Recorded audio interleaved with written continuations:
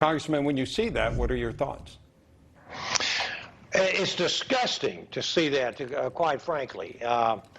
When he doesn't have the information, or if he has it, he's not divulging.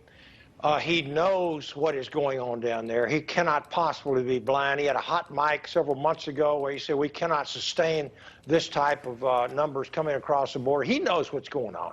This is the Democrat strategy, 100%. They know what they're doing.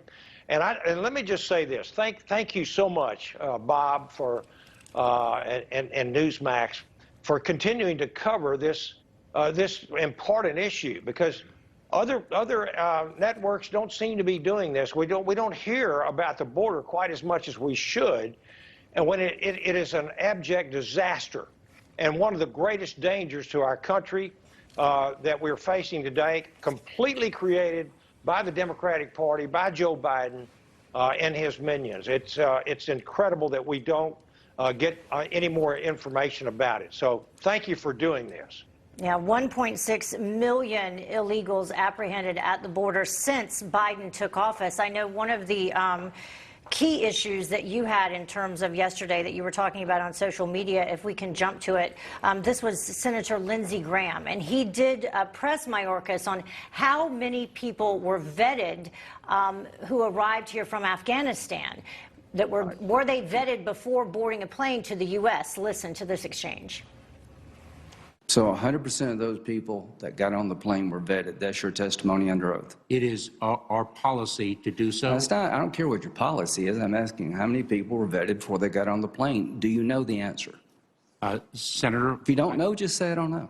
Senator, I do not know if anyone boarded a plane that was not fully screened and vetted. I'm talking about people that got on the plane in Kabul airport. No, I can't speak to that.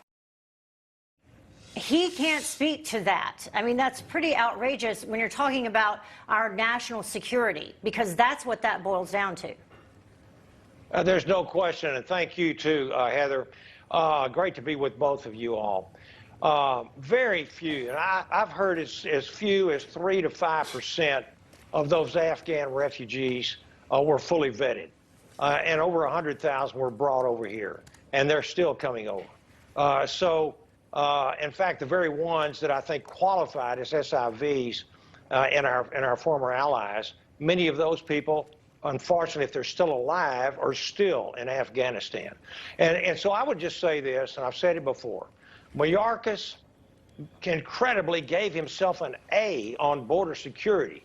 It may have been that same interview, I'm not real sure, in his testimony. He should resign. He should be impeached or removed from office. They are not vetting these Afghan refugees fully. They don't know what's going on the border in terms of who's been raped, who's been murdered. They've found 557 bodies down there. We've got folks coming in from 130 different nations from around the globe. This is an enormous risk and threat to our country in terms of COVID, of other public health problems and diseases.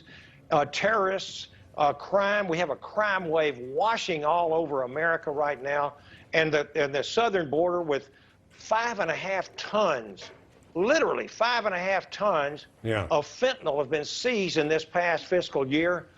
And think about that. 1/16th of a teaspoon of fentanyl will kill you. 899 pounds of fentanyl just last month in October. That's amazing. Congressman Babin, thank you so much for joining us, sir. We appreciate you sharing your insight. Thank you. God bless.